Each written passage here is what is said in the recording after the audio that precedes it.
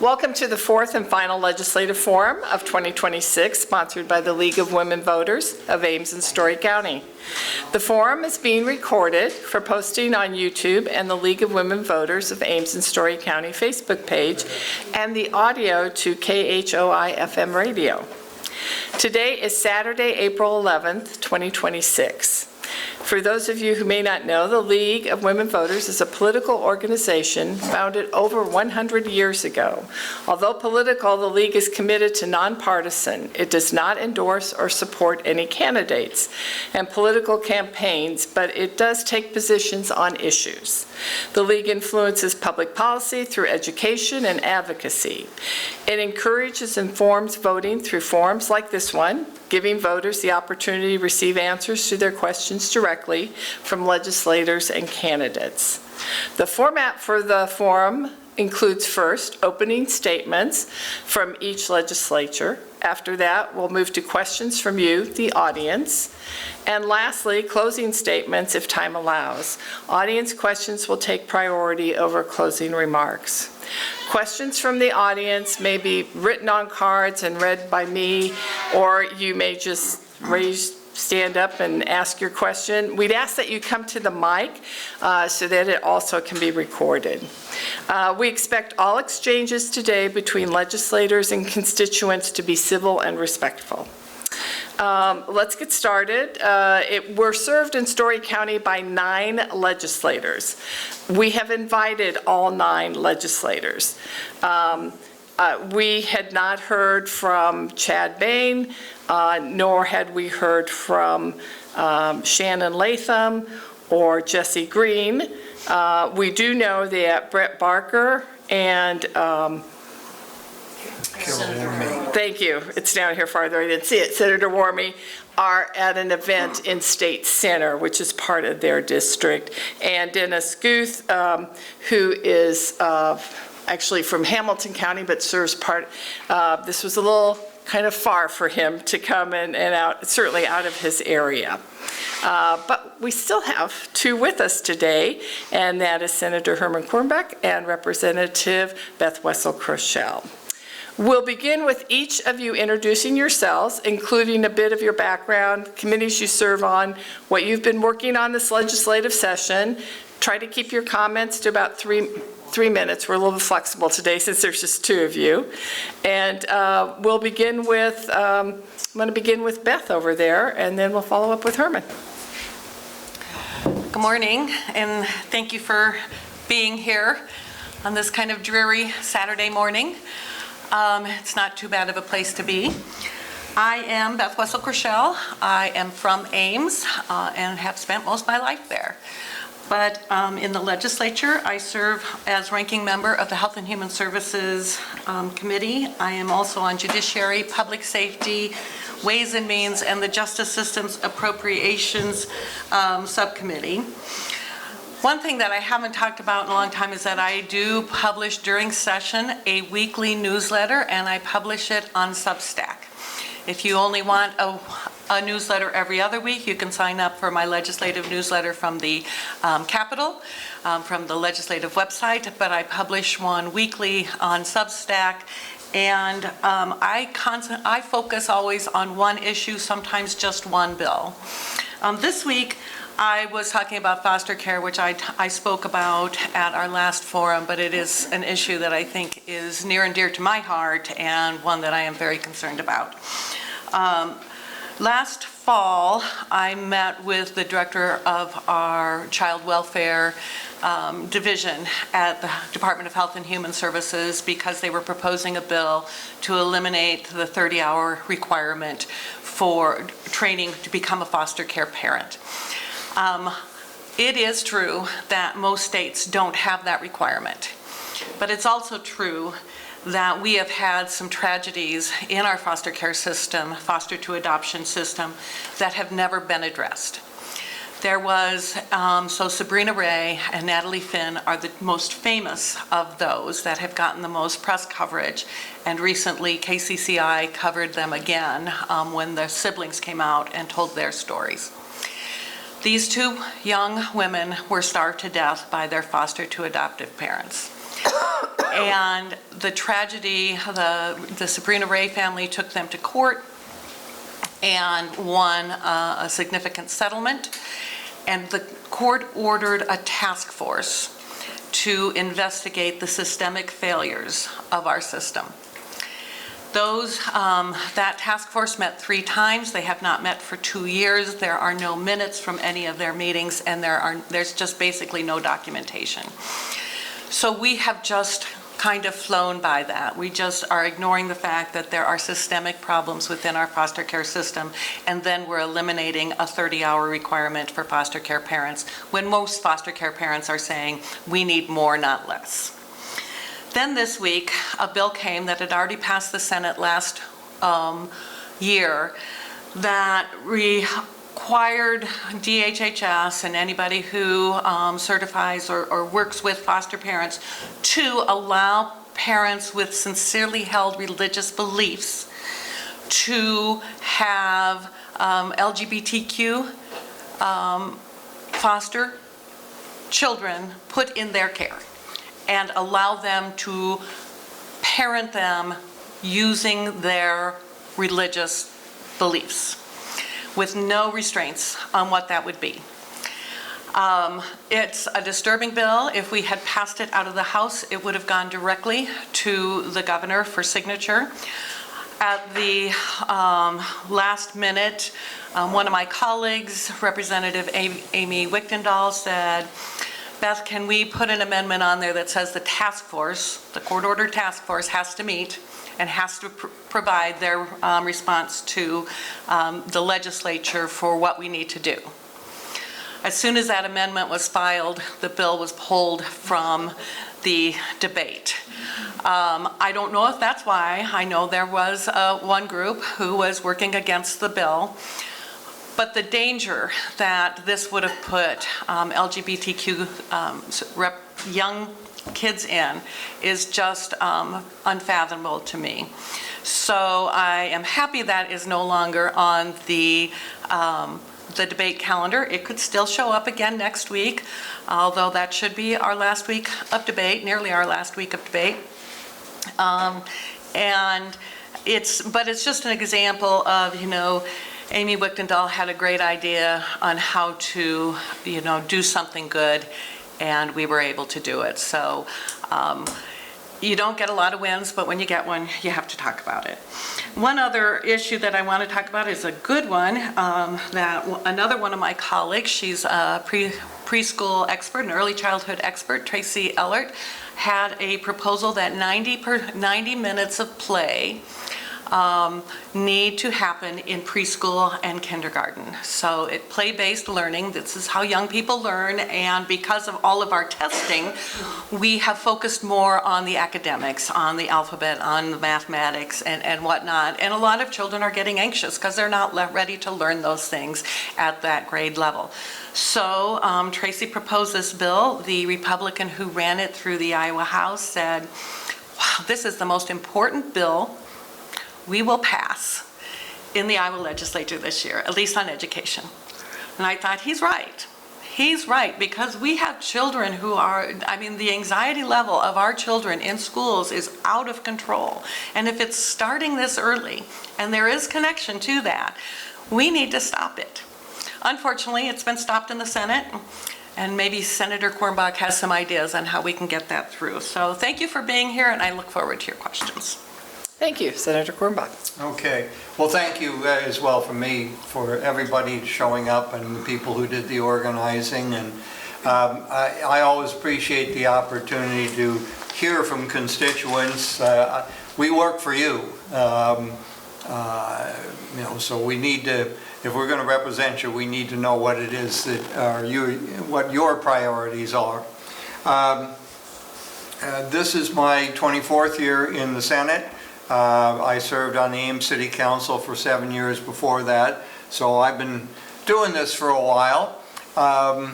The committees that I serve on in the Senate, I've been on the Education Committee all those years. I'm a retired economics professor from Iowa State, so I'd like to think I know something about education. I even taught high school for a year or two someplace along the line.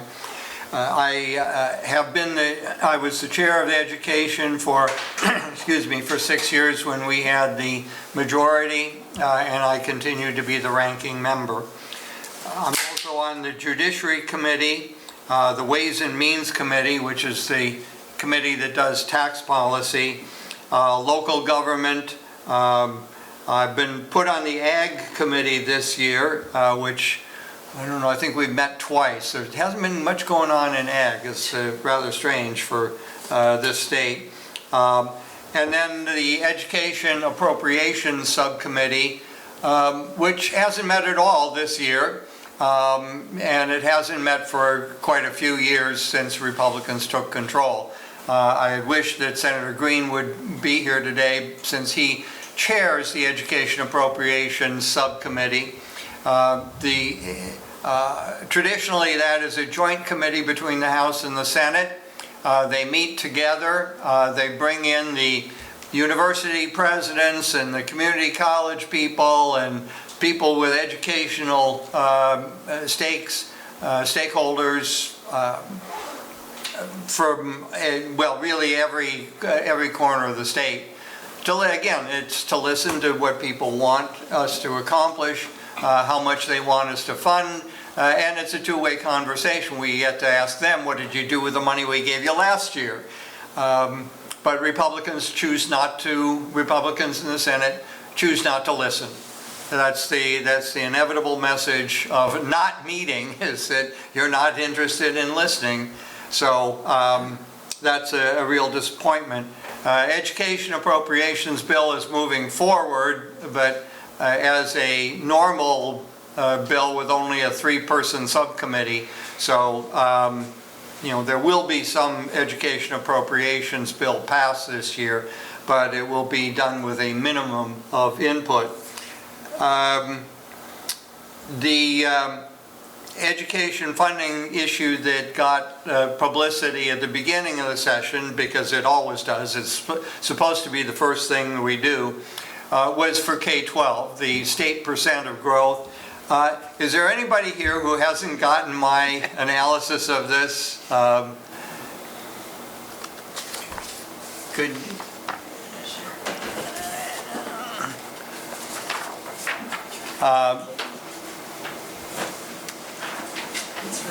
anybody else? I've got plenty of copies. Don't be Yeah. shy. Everybody else has one. Okay. Just sit on the side. Yeah, the situation with K-12, ever since Republicans took over the trifecta, complete control of the legislature and the governorship, one and back, they have failed year after year to keep up with inflation. The graphs in there demonstrate that in a couple of different ways. The most basic, I'm sorry, I thought I had handed these out at so many meetings. Well, I've been tracking where they have been and where they would be had they simply kept up with inflation. The fundamental building block of K-12 funding is the state cost per pupil. That's the amount of money that school districts are allowed to spend on a per pupil basis in their general fund category. The state cost per pupil is where does the money come from? It's a combination of local property tax and state aid. I've been tracking the lack of state aid and the failure to keep up with the state cost per pupil. We're now, as compared to when Mr. Branstad left office, and Terry Branstad wasn't the most generous funder of education, but as compared to when he left office, we are now more than $1,000 per pupil behind this year alone. Okay? If you add that up, for example, over 20 kids in a first grade classroom, that would be $20,000, obviously, and that would be enough to pay the salary of a teacher's aide to double the amount of personal attention that a kid would get when they're trying to learn to read. So, I mean, there are umpteen different ways that a school principal could spend that extra $1,000, but that's just one example. When you add it up over all of the kids in all the districts in the state, it comes to more than $500 million, $528 million this year alone. So we have been shortchanging our kids' future, our kids' education for basically the last 10 years. And oh yeah, about 3 years ago, we decided instead to put $300 and something million into the voucher program to benefit the private schools. 80% of the kids who get vouchers are from families who already could afford private school, who are already going to private school. So the claim is made, well, this is creating opportunity for people to have a different choice. Well, no, what you're doing is subsidizing the choice that 80% of them are already making at the expense of shortchanging the 90+% of kids who go to public school. Property tax is another issue we've been talking about. Eminent domain is an issue we've been talking about. We had a bill about a week ago on prediction markets that has been subject of some concern at both the state and federal level.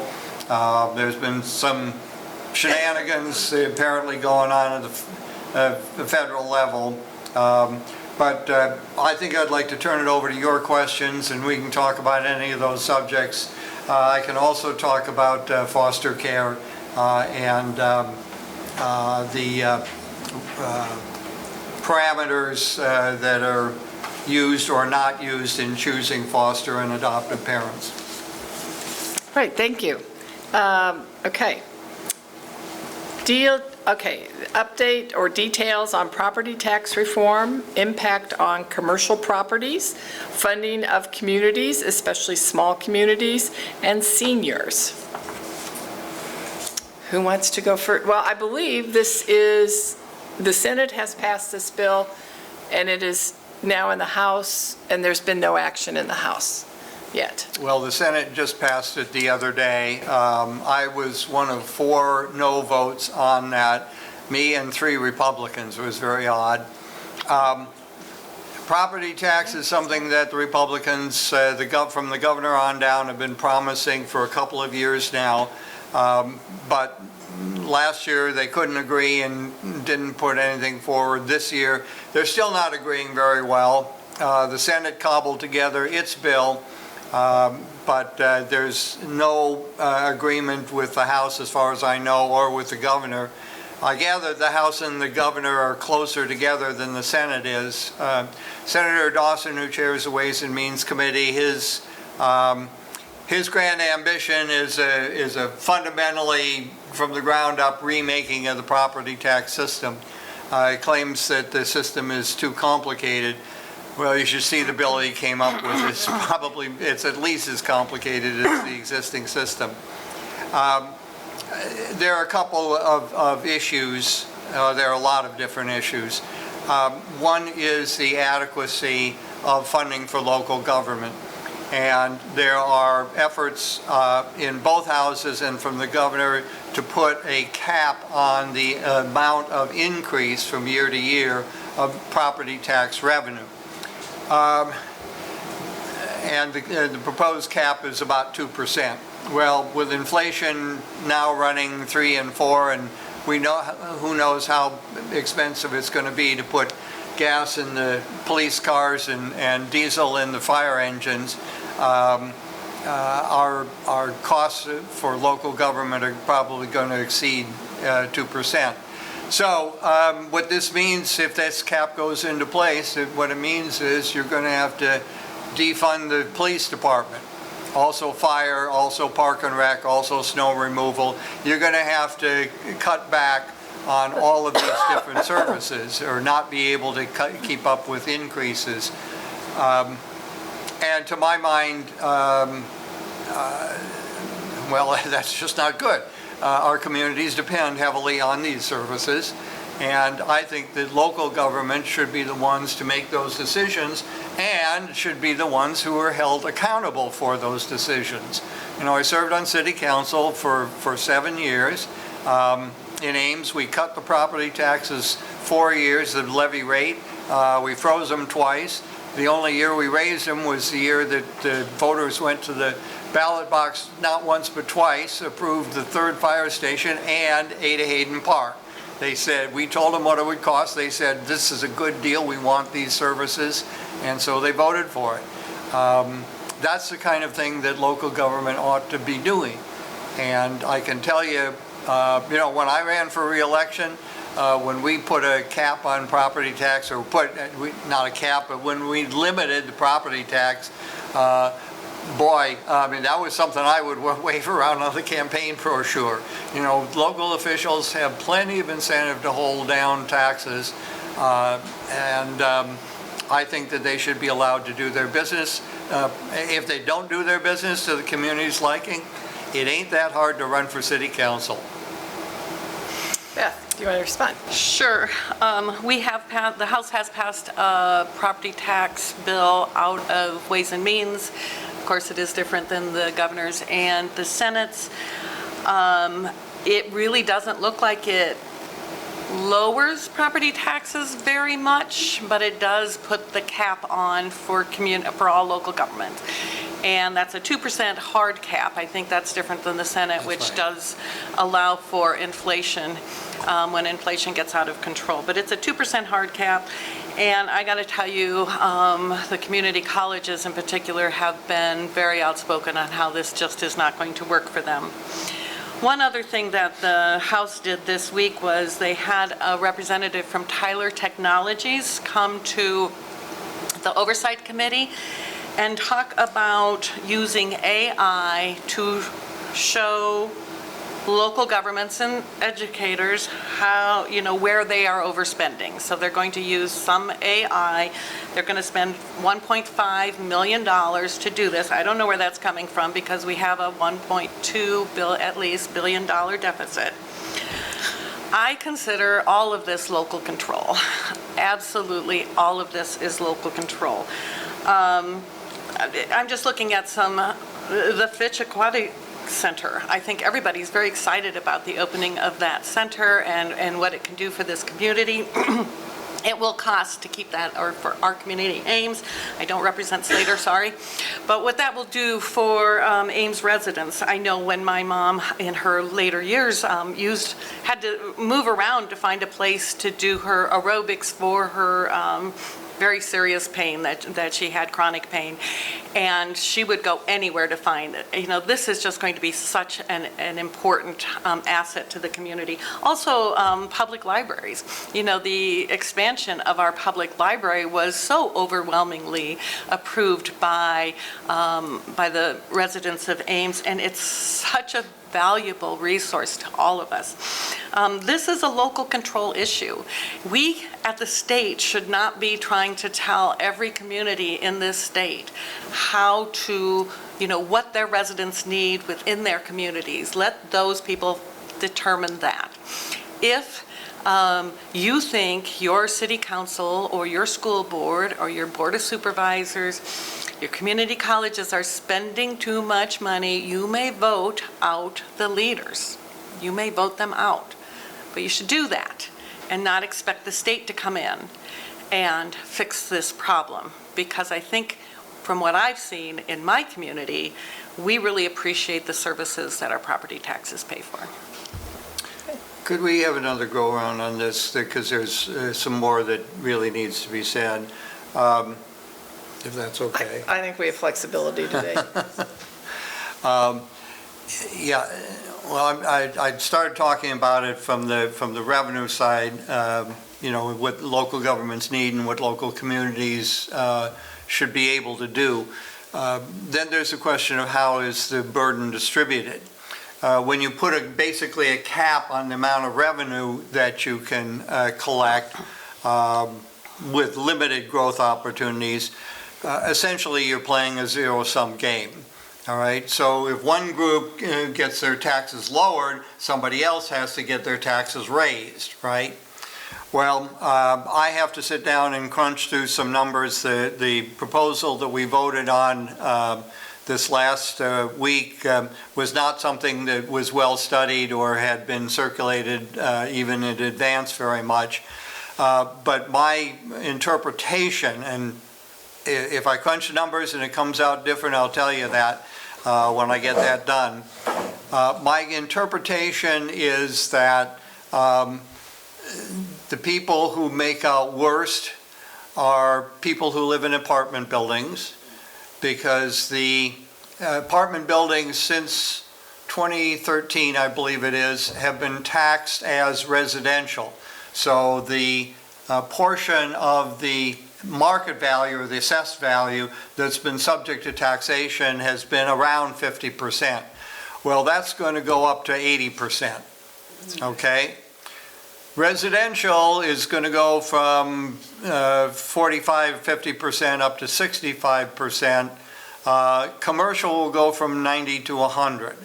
So commercial has the smallest fractional increase in the amount of their property that's going to be subject to taxation. So I think that the arithmetic is going to wind up that commercial actually gets a break. The proposal hasn't been sold this way. In fact, some of the rhetoric has been exactly the opposite of that. Homeowners, it will depend a little bit on how the numbers work out, but it's pretty clear to me that apartment dwellers are going to get a real increase. Now, when it comes to homeowners, they are fiddling around with the homestead exemption. They want to, in particular, reduce the amount, have additional rollback effectively for senior citizens, people 60 and above. And people who are between 60 and 70 get an extra 10% rollback. At 70, you get another 10%. At 80, you get another 10%. The important thing to know about that is that it's not means tested. All right. I fully understand that there are people in my age group that are struggling to get by, living on just a Social Security check, have not had opportunity over their working lives to accumulate much in the way of assets. And if they own a home, that's probably about all that may be all they have. I have no problem with doing a means-tested break for senior citizens on fixed incomes. But for those of us who aren't on fixed incomes, for those people who have a pension or substantial savings, this should be means tested. Otherwise, what we're doing is well, let me put it this way. Recognizing the seniors who are on fixed incomes and who may be struggling, senior citizens as a class are the wealthiest in the society. And the reason is obvious. We've had all of our working lives long to accumulate assets. Now, the people who haven't been able to do that, we can give those people a break. We should. But for the people who have accumulated those assets, there's no reason I should get a break. There's no reason I should get a break, especially when, with the income tax changes 4 years ago, all retirement income was exempted. All right, it used to be a fixed dollar amount. It was, I think, $6,000 a year. Now it's unlimited. It's an unlimited income tax break on pensions. And then you want to add in, on top of that, perhaps cutting in half your property tax while you're raising property tax on renters. I was, like I say, one of 4 to vote against the property tax changes, and I think that we need to do more analysis. We haven't gotten any numbers out of it from the Legislative Service Agency because the proposals have been shifting back and forth, doing different things. They haven't had opportunity to do that. It'll be important to see further analysis. Beth, would you like to comment? We can go to another topic. Okay. Next question. Can we ask questions from the floor, or do we need the card? We need to talk onto the microphone. We can move the mic. Yeah, Oh, that's true. but if you've got to, go ahead, Cindy. Okay. Cynthia Passion, I'm a constituent of both of yours, and I also have a farm in Hamilton County. So, my question is really for Senator Guth, but he's not here, so you guys have to answer. Senator Guth has indicated at the last 5 forums I've attended, up in Wright County, up in Hamilton County, and in Story, that there is a real divide among Republicans on eminent domain. He has said the quiet part out loud to his constituents that this is a problem with the Senate leadership not wanting to talk about eminent domain. So confirm or deny? Is it the Senate leadership that's the problem? Yes. Okay. Okay. That's what I thought. Thank you. Nice answer. Do we want any, well, okay, I answered your question. There's a lot more to say about eminent domain, but, Sure, of course there is. yeah, But you answered my question. okay. Brenda Brink from rural Huxley. So I've been a member of a group called Public School Strong and have been attending most of the school board meetings, and also attended a budget explanation that Superintendent Trimble put on with the business manager of Ballard District. And I'm sure we have several Ballard people here. And it's just frightening to see what's going to happen to our schools with, 3 grandchildren that will be attending and will be attending Ballard. Because what she pointed out is to keep Ballard in a stable, responsible, fiscal position, they've already had to start cutting back, and next year they have to cut $500,000, and after that they will have to cut $1 million for several years until they get to that good, stable, appropriate and responsible fiscal status. And so I just wanted to point that out because it just seems like it's a bit under the radar. I so appreciate the transparency that's being put out there, and if anybody didn't make it to that meeting, she and her staff will provide that. But there are real consequences on the ground for how that lack of funding, there's no other way to make up that funding. One of the members of the, and I'm not really asking a question, am I? But one of the members at that budget presentation said, you know what? We have some great stuff at Ballard. We have a Ballard Foundation. We have the PTO. I used to be the head of the Ballard Dollars for Scholars. I mean, we have great things that help the students. There is no individual or group that can make up for that shortfall. Right. And so I'm just bringing it out there, and I would just like some feedback on that, and I apologize it wasn't a question. I just think it's important. Beth, would you like to go first? Oh, man. When I went to school a long time ago in Iowa, we were #1 in the nation in the quality of education that we provided. There are people I know who in the 80s moved to Iowa certainly they got a good job, but the other poll was that their children would be in an excellent school system. And unfortunately, as you're pointing out, I don't know how many years they're going to have to cut $1 million from Ballard's budget, but that's a lot for a relatively small school district. It's significant. We just this week passed a silly bill that started with and I was on the subcommittee. It's a little complicated, but let me see if I can explain it to you. So the big, beautiful bill allows for a tax credit of up to $1,700 for anybody who will contribute to a nonprofit called an SGO. So it's a complete tax credit for the $1,700, and so you have to create an SGO. Now, this will help private schools, homeschoolers, any level of public schools, but so you create an SGO, you create an organizational structure, which means, a treasurer, a leader, all the things that you have to do for an SGO. It has to have some sort of goal. So what do you want to fund? You can fund scholarships, which, that's kind of limited for public schools. Tuition scholarships, it's kind of vague, and other educational things. So you might be able to fund tutoring at the public school level.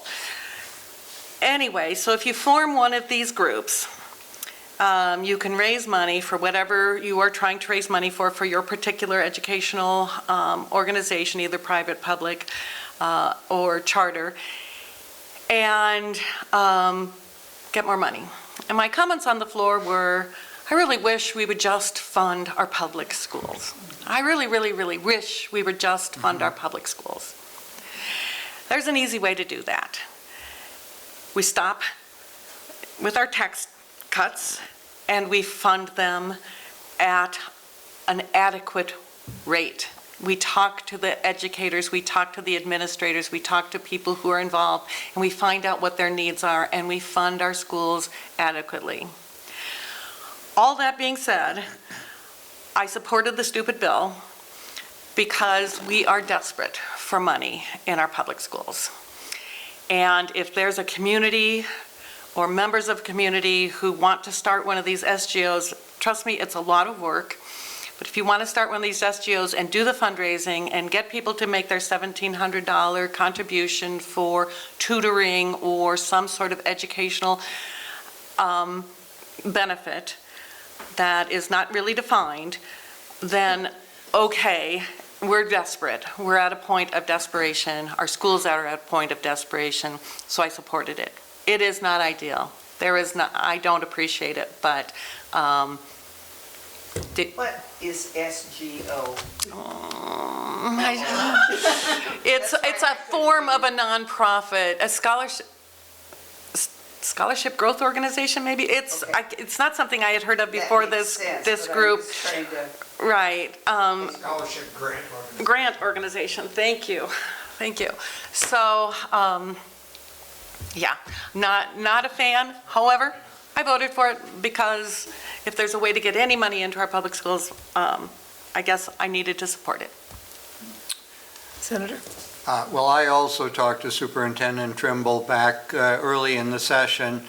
I talked to the superintendent for United. I talked to the superintendent of Ames and Gilbert as well. They all basically told me the same story. They were going to have to make uncomfortable cuts. You read in the Ames Tribune and elsewhere that Boone School District is going to have to cut its orchestra, which it's had for 100 years. I mean, it almost goes back to Mamie Eisenhower. And the ironic part of the conversation with Superintendent Trimble was that she was talking, it was early enough she couldn't say, we're going to cut this or that, but she had a list of things that might be on the chopping block.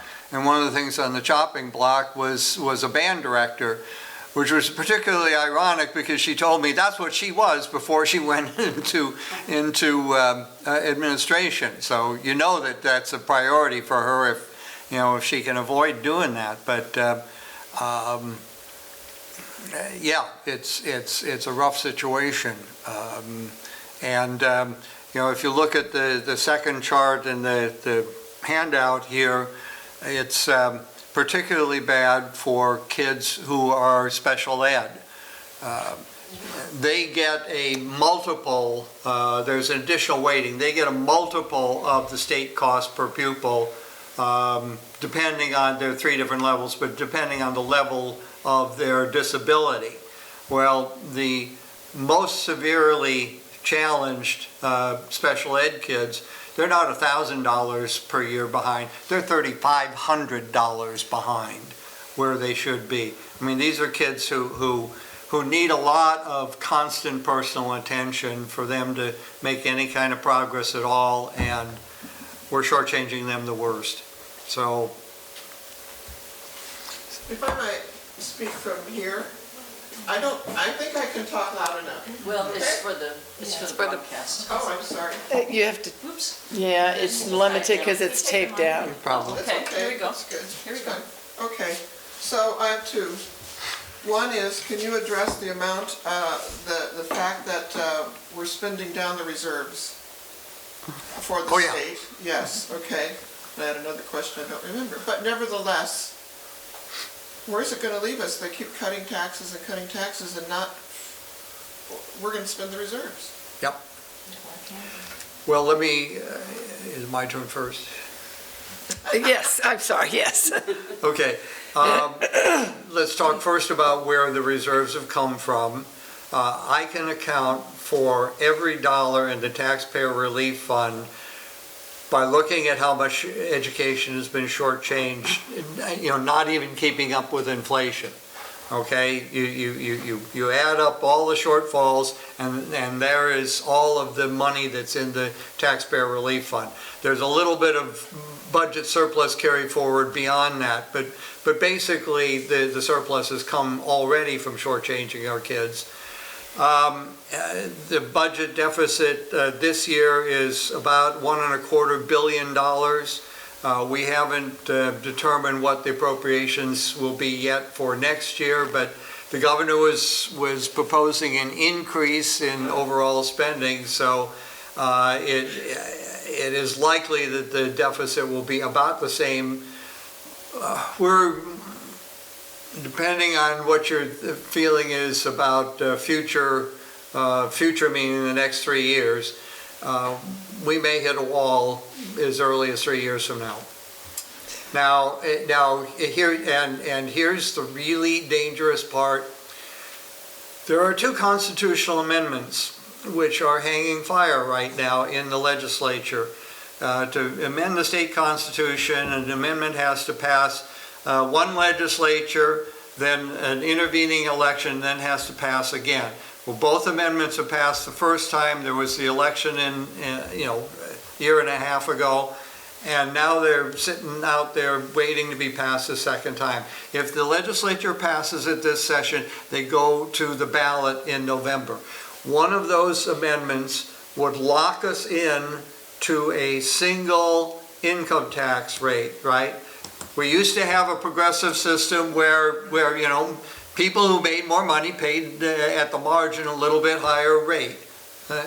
It's the only progressive tax we have. Sales tax goes the other way. The burden is highest on the people, percentage-wise, is highest on the people who at the lower end. So this would lock us into the non-progressive single tax rate, all right? We could not go back to graduated. And the other amendment says you would need a 2/3 majority to raise that single rate. If those amendments pass the legislature, if those amendments pass the voters, forget about Iowa education. I think it's 3%, isn't it? Where they want Yeah, it's about 3%, that's right. So I have not heard of any movement on those constitutional amendments. Maybe the Republicans are figuring out that that's too dangerous for the fiscal stability of the state, or maybe they're hiding that until the night before adjournment. I don't know. Okay, we gotta turn it So that's my dismal reading of the coming crash. Well, on. Go ahead. I was just going to talk a little bit about how, some ways that they are trying to fix their shortfalls. So a few weeks ago, we voted for a healthcare tax increase. So it will increase healthcare, our insurance policies, HMOs, from 0.925 up to over 3%. Temporarily, but it still doesn't ever go down to the .925. It goes down to .95. And that is to cover Medicaid, a Medicaid shortfall. It's something they have to do in order to get last-minute federal drawdown of federal dollars, but although that tax will, of course, come down to us and how much we pay for our health insurance next year.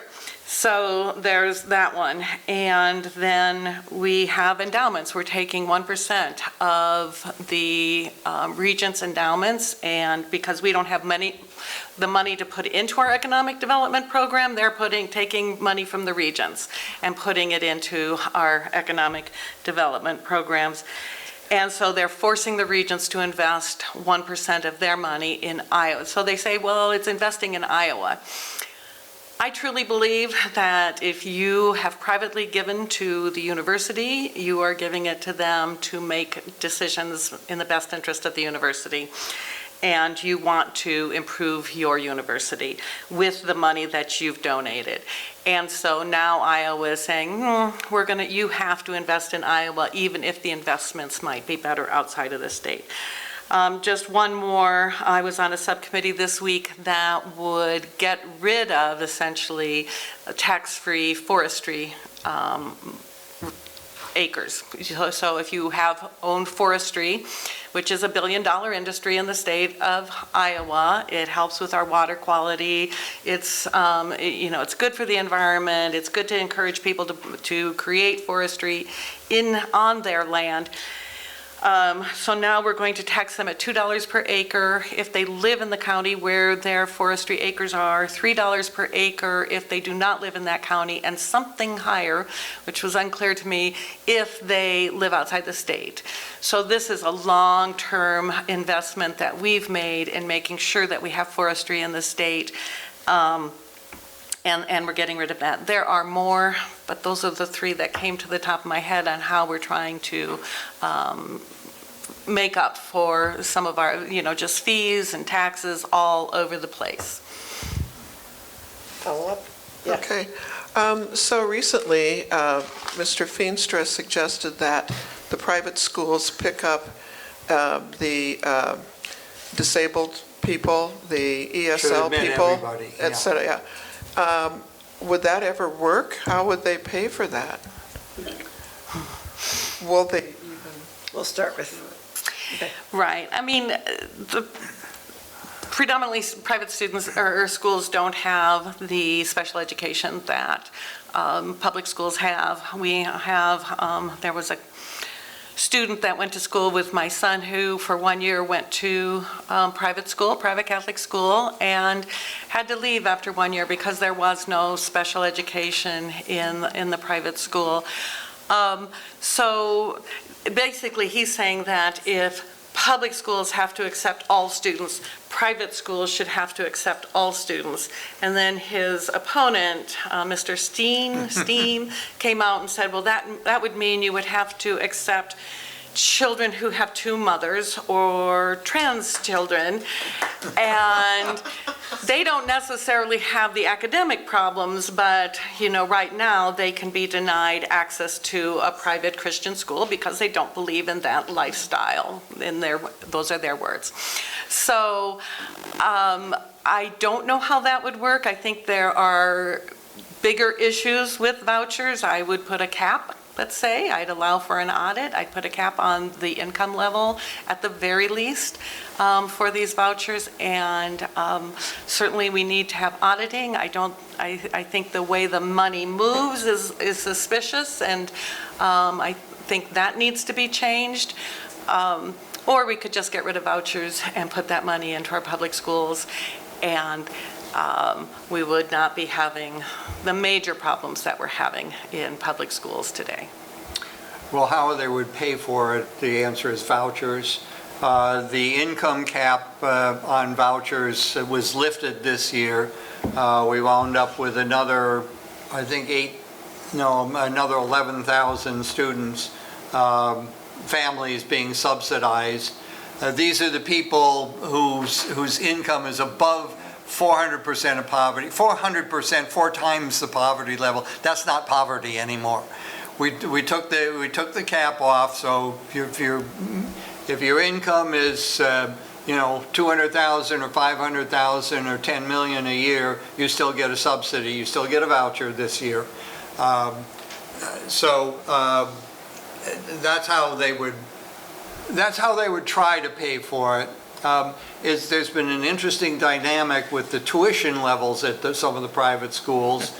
I've heard this story from the Dubuque area, eastern Iowa, that some of the parochial schools out there, and I think this has happened elsewhere as well, I just may not have heard of it, that when the vouchers come in, the voucher's about $8,000 a year this year, okay?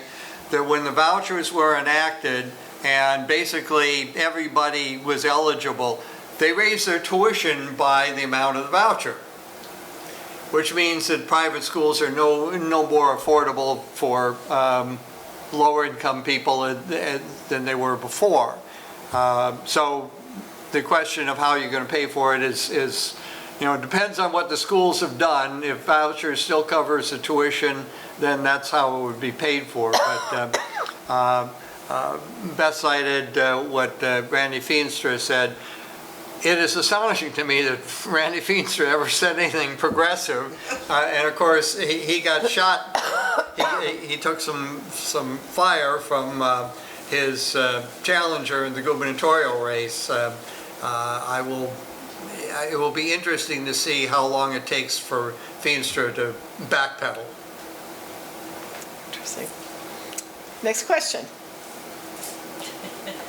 Mary Sue Hartung, Linda Hagedorn, and I gave an educational presentation to the TRIO conference at Gateway on Thursday afternoon. TRIO is the organization that helps promote first-time attendees to universities and colleges in Iowa. And it was kind of an eye-opener of what Iowans do not know. We presented our new Citizens Handbook, and we talked about voter registration, and it brings up interesting issues. Some of them thought the home rule had been taken away from local communities. Many of them did not know that seniors would have to take this immigration test to graduate in 2027.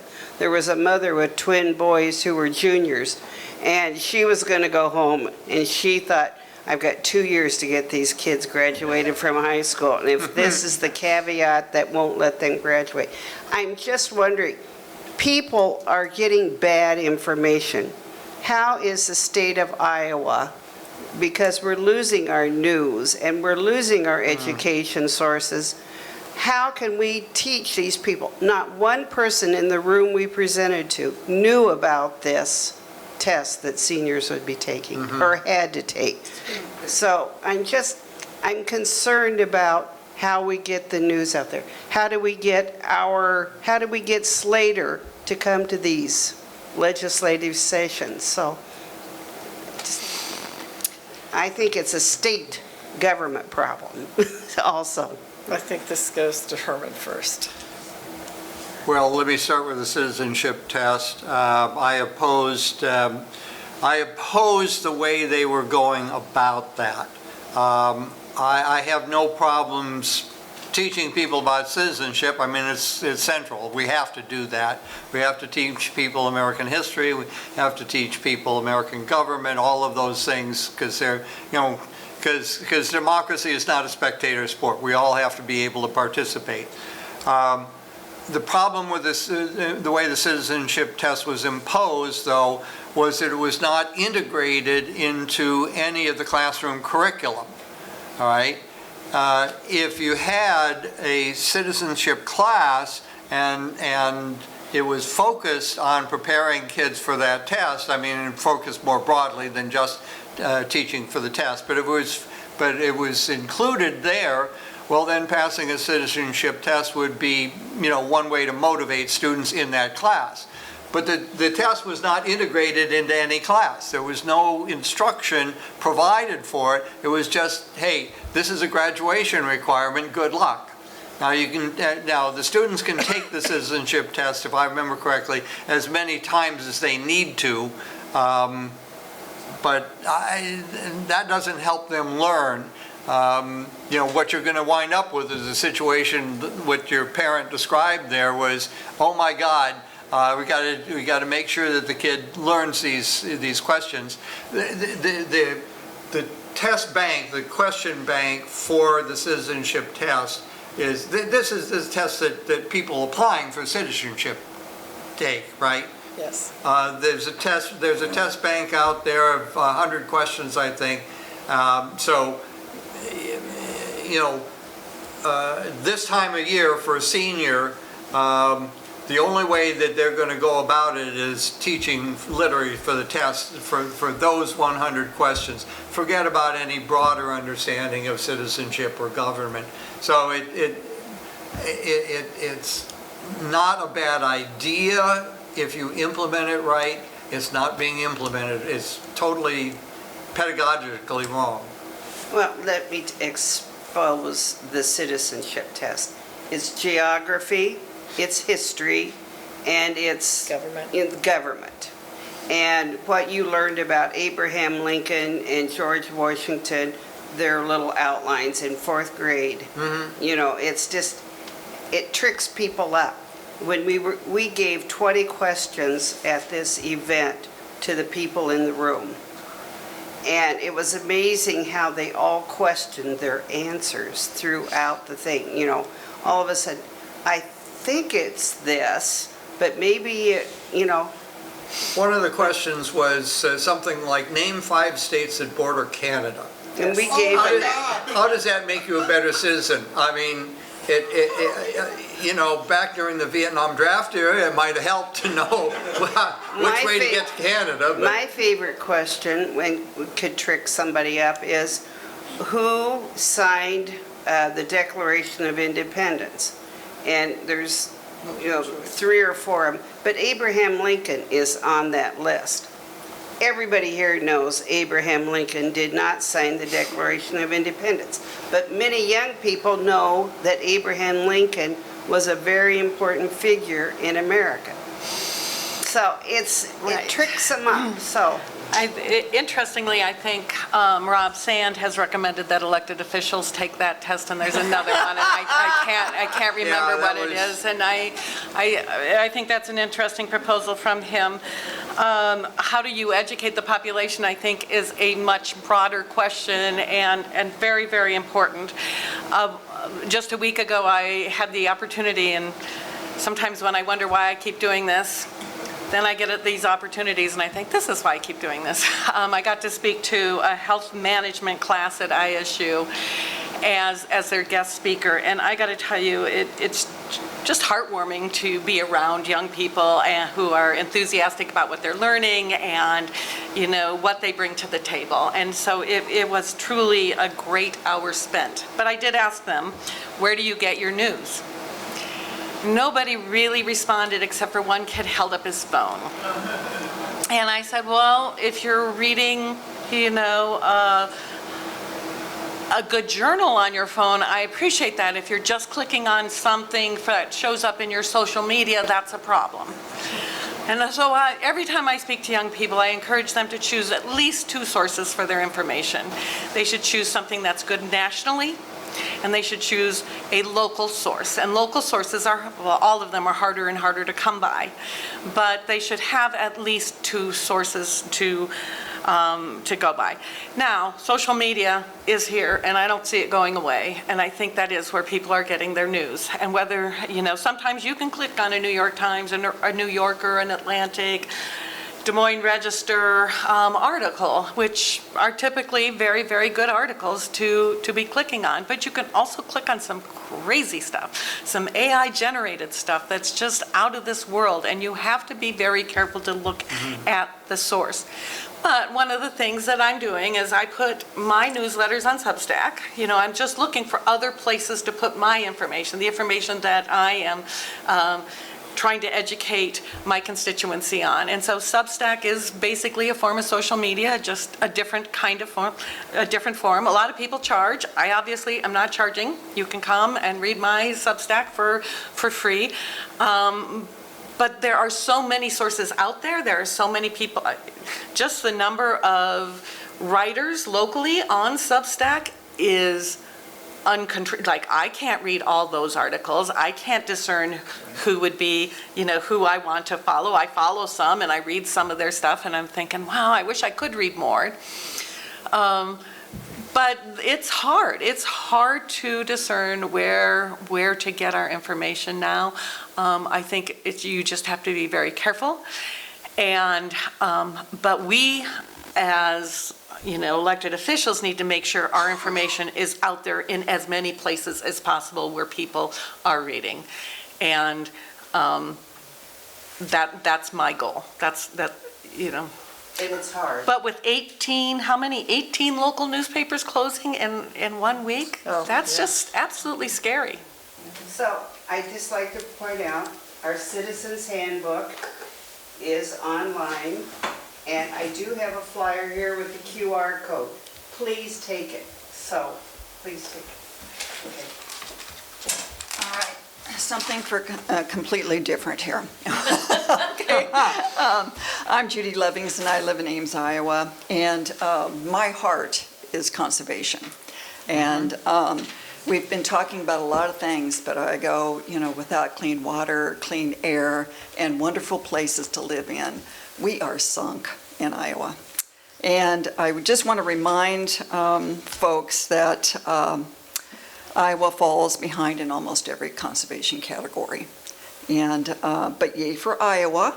Its citizens in 2010 voted to create a natural resources and outdoor recreation trust fund called I Will, if you haven't heard of that before, passing with 63% of the voters.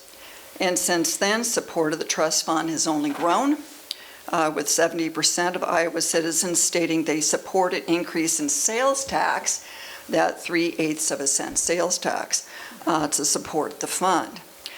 But in my mind, Iowans are losing out because the state legislature hasn't moved to do what the vast majority of the citizens has approved.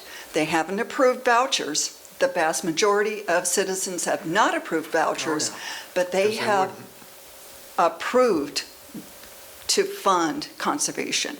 And so my question is, do you support the fund? And when do you see the legislature will fund what Iowa has voted for specifically? I think we're back to Beth being first again. Sure. I support the fund. When we voted on it in the legislature, my opposition to it was, we will never raise the penny sales tax. We will never do it. So how many years has it been? 10. It's been 10. 16. I was going to say, I thought it was longer than that. 16 years, we have not. So my prediction has come true. What I would like to say, so a Republican legislator, very nice guy, was at my desk talking about his proposal for property taxes. This is related. He said his proposal was to raise the penny sales tax, give the 3/8 cents to I Will, and take the rest and cover any property tax deductions that we did. So we lose. So you cut property taxes, you give that back to the local governments for whatever. He said his caucus rejected it because they will not support I Will. Yeah.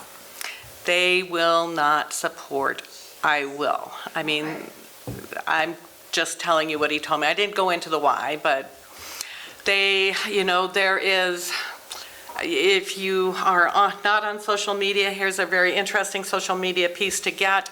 Senator Rosenblum, whatever his name is, came to the Senate floor and declared that nitrates don't cause cancer, that nitrates are just, we knew we were going to get nitrates in the water. Yes. And then my colleague from the House, who's a physician, and Rosenblum said, there's no science behind this, that nitrates in the water cause cancer.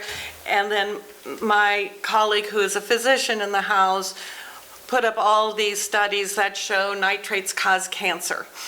Rosenboom also said that the nitrates in spinach is what's really causing our cancer. And so now my colleague, who's a physician, says he's calling it spinach gate. You should just stop eating spinach, even though what all the other things in spinach counteract any nitrates that are in there. We got a dietitian here, so she can tell us all about that. But so the denial of what is happening to our environment is prolific within the Republican caucus. I don't think it's Republican statewide, because obviously they vote for I will. There's strong support for I will. So I don't think it, but this is one of those areas where we need to have make sure that everybody is educated on what's happening. They were talking about property taxes again. I ran into this same legislator on the day that they spent probably 2 or 3 hours in their caucus talking property taxes, and I said, so did you bring up your proposal again? And he said, I did, they hate it. They're not going for it, they hate it. I don't know if that, yes, I support I will. If they bring up the penny sales tax and it's a clean I will, now the governor's proposed a lot of them that would have gotten rid of REAP and all the other environmental funding that we have and just use the I will dollars. I'm not going to do that. That's almost a trade-off, and I won't support that. But I will support a clean I will bill. The irony of the 2010 election is that it did pass with 60, I thought it was 62, 63, and public opinion polls have shown that support has only grown since then. That was the same election where Terry Branstad beat the incumbent Chet Culver. The Republicans took back the majority in the House, and the Democratic majority in the Senate went from 32 down to the narrowest 26 to 24. It was a Republican landslide year, and 63% of the people who went to the polls supported I will, but now the Republicans won't support it. Just amazing. There have been proposals along the way to increase the sales tax, but use other means to redirect the money someplace else, the net increase. There have been proposals to reallocate there were a variety of different uses for the funds within the umbrella of that 3/8 of a penny of I will. They wanted to reallocate that sort of more towards help out agriculture. Normally, I'm not a real big fan of sales tax because it is regressive. Percentage-wise, it falls more heavily on low-income people. But on the other hand, when you look at who would benefit from more parks and more trails and more bike trails and more recreation, more camping, those are fairly cheap. I mean, going for a walk in the county park doesn't cost you anything once you pay for the gas to get there. So the benefits tend to align with who's paying for it. And in any case, what's 3/8 of a penny? I mean, you go to Lowe's and you buy a power tool. You go to Penny's and buy, a couple of new shirts. You spend $100. What would the increase cost you? 37.5 cents. Okay. So it may yet come, because if we hit this wall, which we will soon, they're going to have to find some way to raise more revenue. I mean, they can't cut everything, although they can. And sales tax, among the anti-taxers, sales tax is the most palatable because it doesn't hit the rich very hard. Well, you may yet see it happen, but it's been 16 years. It's not exactly responding to the needs of the people or to the will of the people very well. We'll take one final question from the audience. If anybody has a final question they want to bring up? Okay, then, yes.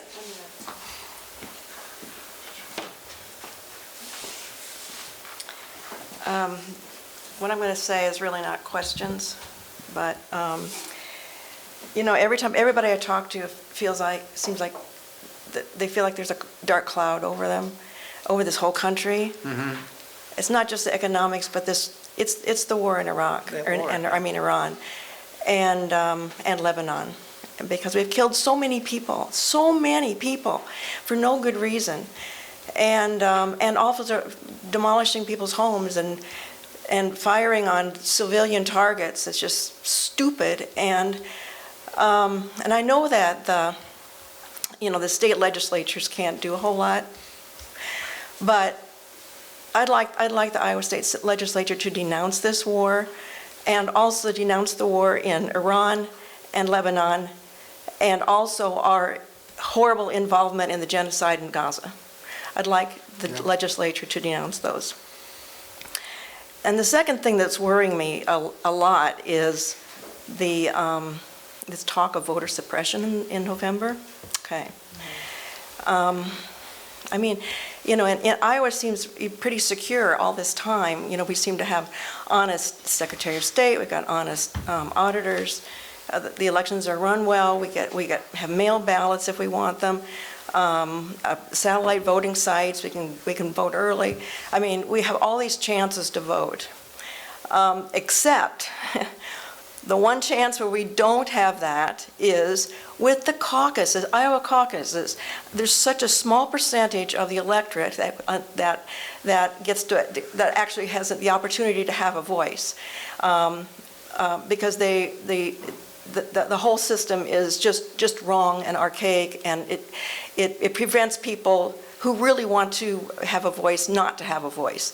And it's in the Iowa Code. I would like the Iowa legislature also to get rid of that, so we can go to what most of the states do, is you go to the poll, or you can mail in a ballot and vote your preference. I've worked in nursing homes all my working life, and one time it really sticks in my brain during a caucus year, and it was caucus day, and this one gentleman finally decided he wanted to go. But, there was no plan for that. He was in a wheelchair. I wouldn't mind spending the evening, but then I couldn't go. But, who cares? And I wouldn't be able to handle somebody like that. So here you have somebody who really wants to participate. It kind of breaks your heart to know that, he didn't get a chance. And if we had just normal voting, he would have mailed him in a ballot, and he could have at least had a voice. So I would like the Iowa legislature to change the code and change the caucus to ballot voting. Thank you. Comment?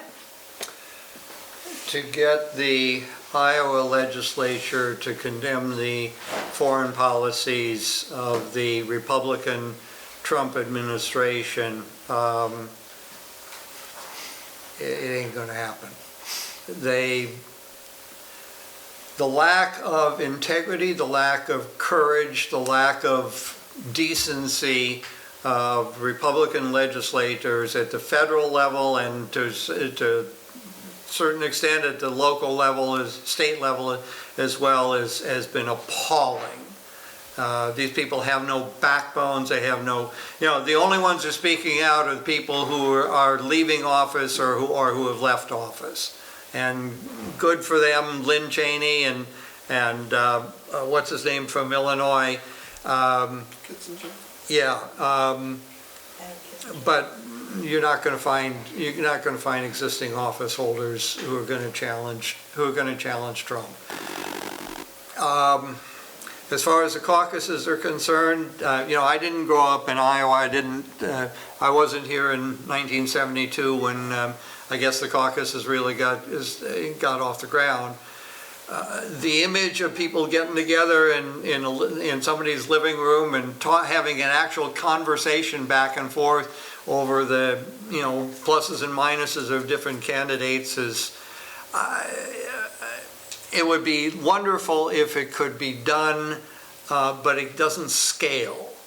When I go to the Union, to the Memorial Union in Iowa State, and there are 400 people there, that's not someplace where you're going to have that kind of polite conversation. So I think you're right. I think that we eventually would have to go to a standard primary. But the Republicans seem to be wedded to the caucuses. On their side, they still get to go first. And I think if they change to a primary, then, then all hell breaks loose with New Hampshire and other states that want to have their primaries first. So it should be done, but it probably won't. Sorry. Beth, would you like to comment? Herman covered most of it, but on voter fraud, I think we have some very interesting pieces of information. The Attorney General had filed cases against 7 individuals for voter fraud. I believe one of them was actually convicted. One, which I would like to know more about, was in Hancock County, one of the most conservative counties in this state, was found not guilty by a jury. Another one was in Story County. I happen to know the individual. It was clearly, this individual has said to her mother, and I know her mother better than I know her, that she just doesn't have any common sense. I believe it's a diagnosed situation where, she was getting married, changing names, thought she had already done it, got another absentee ballot request in the mail at her new home and new name, and filled it out and voted twice. It was wrong. It was, a lack of common sense, and she pled to the issue. So do we have significant voter fraud in the state? Absolutely not. There were 7 cases. One individual was actually found guilty. And it's the amount of time and energy and resources that we put into this, and the way that we try to solve the problem that isn't a problem and disenfranchise so many Iowans, and now the president and Congress is trying to disenfranchise more. This is the crime. And you say people don't know about the tests that children have to take to graduate from high school. When women start going, if the SAVE Act passes and women start going to the polls without their passport or whatever, because, I didn't change my name a lot, but I changed my name when I got married, and a lot of women do. You won't be able to vote without a passport, which, costs I thought it was only for registering and not at the voting poll. I might be wrong, but we register to vote at the polls here in Iowa. Yes, we do too. So I don't know. I was asked for ID the last time I voted. It's a problem. It's an absolute problem that we are making a case out of something that isn't a case. And those 7 cases that the Attorney General brought against these individuals, they weren't all in the same year. They weren't all in the same year. So it wasn't all one election. It was kind of scattering of elections. So it's really important to look at the facts and look at what's going on. She's very proud of them. She didn't list them in her presentation to my committee, which is Justice Systems Appropriations. So I asked for a list, and I asked for the status. And quite frankly, she should be embarrassed that she has put this kind of energy into these cases. The irony about that is that the one case that I know of that got a lot of press and it seemed to be organized attempt to cast fraudulent votes was, I believe, up in Woodbury County, up in Sioux City. And it was I think it was the wife of a Republican candidate who had organized this, right? So Brenna Bird wants to prosecute her own, I guess. She did not use that year or that case in her list. She ignored that whole thing. And it was... And that's more recent, too. I mean, Yeah. the last 3 or 4 years, yeah. Right, but it was outside of the years that she used, because it was big. I mean, this woman, who was the wife of a candidate, I think she was Vietnamese, so she went through all the Vietnamese immigrants in the Sioux City area and had them request absentee ballots for their children who were in college. And it was an ISU student who requested a ballot, and they said, oh, no, you already got your ballot. And the ISU students said, well, how in the heck? And they actually had these parents vote their children's ballots. So, but it was an ISU student who caught it, and there was a conviction. I'm not sure she has spent any time yet in prison, but it's 5 years in prison per count, and it was a lot, it's 160 counts maybe. So, yeah. And there are a lot of Vietnamese surnames in Sioux City. I spent 4 weekends up there last summer working that special election, and it was amazing how many times I recognized a last name as being Vietnamese. We are a nation of immigrants. We've also gone over a little bit, but I would like to give both Senator Cornbach and Representative Beth Weschel a chance to make one last comment, just a minute or two, and we'll start with you, Herman. I think I said before, I've said it probably 10,000 times over my elective career, democracy is not a spectator sport. You're all here today, you all know that, right? But what we really need to have are people involved in the elections, primary elections this spring, both on the Democratic and the Republican side, important ones. And then, of course, there's a general election next fall. Some of these elections, the U.S. Senate, there'll be a lot of media and a lot of money spent.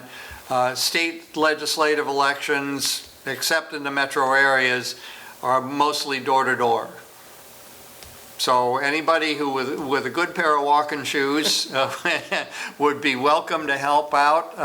And, you know, help out whatever candidate you think would make a good legislator. But get out there and work the elections, help with the phone calls, help with the fund. Yeah, but we even need to raise money at the local level. It's orders of magnitude cheaper, but all of these things can be done.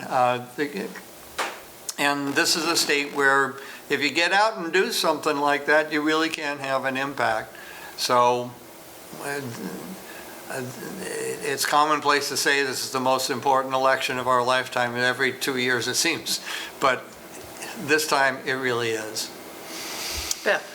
Sure. First of all, thank you for everybody who's come and participated today. I think that it's really, really important.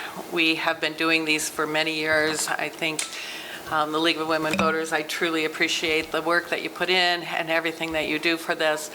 When we haven't had them in person for whatever reason, there's a divide for me because I don't hear directly from constituents, and that's really hard for me. It's hard to represent people when you don't hear. I mean, certainly I get emails, but the face-to-face conversations are so important, and I truly appreciate them, and that's why I will drive to Slater and Roland and Colo, even though I only represent Ames, because I want to talk to people, and I think it's probably just one of the most critical parts of my job. That being said, if you want to hear more from me, you can follow me on social media, which I'm sorry, I'm an old person. I pretty much only do Facebook outside of the legislative session because my clerk, I think, does Instagram for me, but I don't even keep up with that. So social media, and read my newsletters on Substack. All the newsletters from the past 2 years are on Substack. You don't have to subscribe to them to read them, but if you do subscribe, you will get a notice when the next one comes up. So I appreciate you being here. I appreciate everybody from the League who puts in the effort to do this, and I hope it continues next session. Thank you. Thank you both. We've come to the conclusion of this forum. Before dismissing everyone, the League has a few announcements. For those who may be interested in the work of the Story County League, there's information at the table in the back, as well as a number of League members here to answer questions. We usually have note of that on our name tag. If you are not registered to vote, you may do so at the table in the back. The deadline for pre-registration is Monday, May 18th. Remember to vote in the primary on or before June 2nd. Thank you to our legislators for spending their Saturday morning with us. We appreciate it. And please join me again in giving them a round of applause. Thank you to the City of Slater and the use of this space, and thank you all for being present today. This concludes the April 11th Legislative Forum. Have a good weekend. And the Ames Public Library book sale is happening.